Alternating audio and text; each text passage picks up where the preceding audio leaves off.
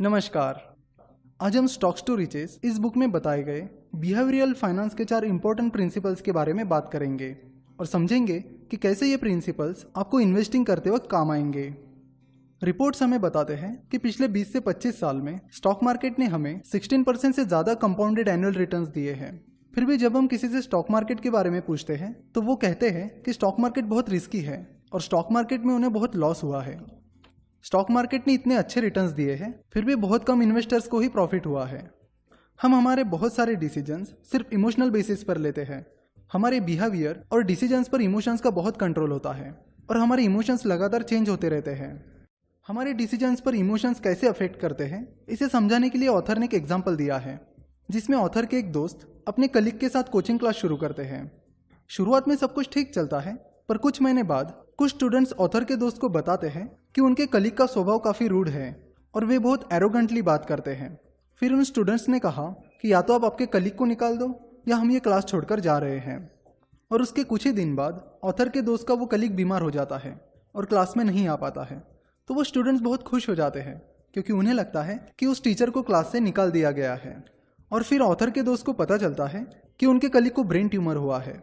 और जब वे ये खबर उन स्टूडेंट्स को बताते हैं तो उसे सुनकर वो स्टूडेंट शॉक हो जाते हैं और उन्हें उस टीचर के प्रति जो द्वेष था वो अब हमदर्दी में बदल जाता है। वो स्टूडेंट्स उस टीचर से मिलने तुरंत हॉस्पिटल चले जाते हैं और दुआ करते हैं कि जल्द से जल्द वे ठीक हो जाए और उन्हें पढ़ाने के लिए वापस आ जाए।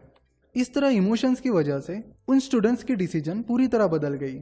उन स्टूडेंट्स की इस एक्शन से हमें पता चलता है कि उनकी ये डिसीजन पूरी तरह इमोशन पर बेस्ड थी।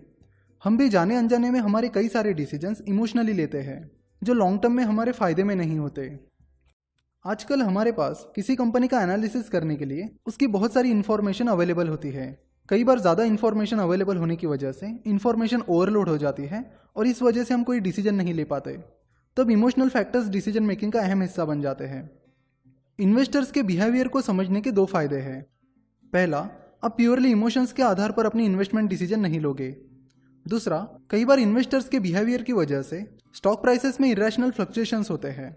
इसलिए इन्वेस्टर्स का बिहेवियरल पैटर्न समझने के बाद, यानी इन्वेस्टर्स किसी चीज़ को कैसे रिस्पॉन्स करते हैं ये पता करने के बाद उसका उपयोग आप अंडर वैल्यूड स्टॉक्स को ढूंढने के लिए कर सकते हो। स्टॉक मार्केट में ग्रीड यानी लालच और फियर यानी डर, इन 2 इमोशंस को समझना बहुत इंपॉर्टेंट है। जब बुल मार्केट चल रहा होता है यानी इकोनॉमी और स्टॉक मार्केट लगातार अच्छे परफॉर्म कर रहे होते हैं, तब लोग बहुत ग्रीडी हो जाते हैं और शेयर्स को अग्रेसिवली खरीदने लगते हैं बिना देखे कि वो स्टॉक अंडर वैल्यूड है या ओवर वैल्यूड। और जब बियर रन चल रहा होता है यानी रिसेशन या मार्केट खराब चल रहा होता है, तब इन्वेस्टर्स फियरफुल बन जाते हैं और शेयर्स को अग्रेसिवली बेचने लगते हैं।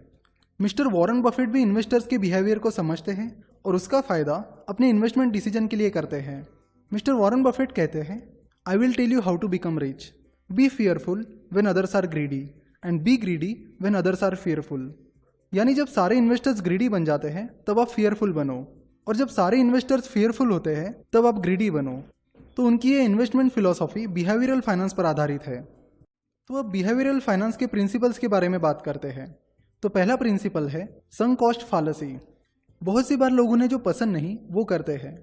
फॉर एग्जाम्पल, कई बार लोग मूवी देखने जाते हैं और अगर उन्हें वो मूवी देखने लायक नहीं लगती है फिर भी वे उसे पूरा देखते हैं, ये सोचकर कि उन्होंने टिकट के पैसे तो दे दिए हैं। कई बार स्टूडेंट्स किसी कोचिंग क्लास की फीस एडवांस में पे कर देते हैं और बाद में जब उन्हें पता चलता है कि क्लास में कुछ खास नहीं है, वेस्ट ऑफ टाइम है, फिर भी वे क्लास जाना कंटिन्यू रखते हैं, ये सोचकर कि उन्होंने क्लास की फीस तो पे कर दी है तो उसे वेस्ट क्यों जाने दें। पर वो ये नहीं देखते कि उस क्लास में जाकर उनकी एनर्जी, टाइम और आने जाने का पैसा वेस्ट हो रहा है और अनप्रोडक्टिव कामों में जा रहा है जिससे उन्हें कुछ वैल्यूएबल सीखने भी नहीं मिल रहा। कई बार लोगों से जब गलती होती है तब वो ये मानते ही नहीं कि उनकी डिसीजन गलत थी और अपनी गलत डिसीजन को जस्टिफाई करने के लिए उन्हें जो पसंद नहीं वो करते हैं। इसे संक कॉस्ट फालसी कहते हैं। तो लेट्स सी कि स्टॉक मार्केट में संक कॉस्ट फालसी कैसे काम करती है। जब शेयर प्राइस इन्वेस्टर ने खरीदी हुई प्राइस से नीचे चली जाती है तब कुछ इन्वेस्टर्स सोचते हैं कि जब तक वो स्टॉक्स नहीं बेचेंगे तब तक उन्हें लॉस नहीं होगा और वो इन्वेस्टर्स उस कंपनी के और शेयर्स खरीदते हैं और अपनी परचेज प्राइस को एवरेज करने की यानी कम करने की कोशिश करते हैं। अगर उनको उस स्टॉक में वैल्यू दिखती है और उस स्टॉक पर वो कॉन्फिडेंट है तो ठीक है, पर अगर वो बस अपनी पास्ट एक्शन को जस्टिफाई करने की कोशिश कर रहे हैं यानी अपनी गलत डिसीजन को बचाने की कोशिश कर रहे हैं तो वो संक कॉस्ट फालसी कही जाएगी। आपका इन्वेस्टमेंट गोल ये होना चाहिए कि किस तरह से आप अपनी वेल्थ को बढ़ा सको। ना कि अपने इन्वेस्टमेंट डिसीजंस को जस्टिफाई करते रहना। अब अगले प्रिंसिपल की बात करते हैं, जिसका नाम है लॉस अवर्जन। जब हमें लॉस होता है तब हम और ज़्यादा रिस्क लेने के लिए तैयार हो जाते हैं, यानी उस लॉस को रिकवर करने के लिए इन्वेस्टर्स और ज़्यादा रिस्क लेते हैं, क्योंकि लॉस होने का पेन प्रॉफिट होने की खुशी से 3 गुना ज़्यादा होता है। और ऐसी सिचुएशन में ज़्यादातर इन्वेस्टर्स अपने डिसीजंस इमोशनली लेते हैं और कई बार ऐसे डिसीजंस लेते हैं जो उनके लिए फाइनेंशियल डिजास्टर साबित हो सकते हैं। लॉस होने का डर इन्वेस्टर्स को कंजर्वेटिव बनाता है, इसलिए कई सारे इन्वेस्टर्स जो स्टॉक्स प्रॉफिट में हैं उनमें बहुत जल्दी प्रॉफिट बुक कर लेते हैं, क्योंकि उन्हें डर रहता है कि कहीं वो स्टॉक्स लॉस में ना चले जाए। वही लॉस में चल रहे स्टॉक्स को वो होल्ड करके बैठते हैं, इस आशा में कि कभी ना कभी वो स्टॉक्स जिस प्राइस पर उन्होंने उसे खरीदा था उस प्राइस पर आ जाएगा, या उन स्टॉक्स के और ज्यादा शेयर्स खरीद के वे अपनी परचेस प्राइस को एवरेज करने की कोशिश करते हैं। इससे उनके प्रॉफिट्स छोटे रह जाते हैं और लॉसेस बड़े बनते जाते हैं। कोई भी डिसीजन लेने के बाद हम उसके परिणामों की चिंता करते रहते हैं। बेहतर होगा कि आप डिसीजन लेने से पहले ही ये सोचिए कि कोई डिसीजन लेने पर वर्स्ट केस में, यानी खराब से खराब केस में क्या हो सकता है, उस वर्स्ट के लिए आप प्रिपेयर हो या नहीं, और उसके बाद ही अपने डिसीजन लीजिए।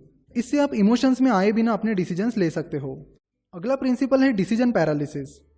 जब हम कपड़े खरीदने जाते हैं तब कई बार हमें शुरुआत में दिखाए 2-4 कपड़ों में से ही कोई पसंद आ जाता है, पर जब हम और ज़्यादा कपड़े देख लेते हैं तब ज़्यादा चॉइसेस होने के कारण डिसीजन लेना हमारे लिए डिफ़िकल्ट हो जाता है। चॉइसेस जितनी ज़्यादा होती है डिसीजन लेना उतना ही मुश्किल हो जाता है। तो ऐसी सिचुएशन में कई दफ़ा इन्वेस्टर्स कोई भी डिसीजन नहीं लेते हैं या डिसीजन को थोड़े टाइम के लिए टाल देते हैं। जब आप कोई भी डिसीजन नहीं लेते हो तो वो भी एक डिसीजन ही होती है। अब आखिरी प्रिंसिपल की बात करते हैं, जिसका नाम है मेंटल ह्यूरिस्टिक्स। एक सिंपल एक्सरसाइज से स्टार्ट करते हैं।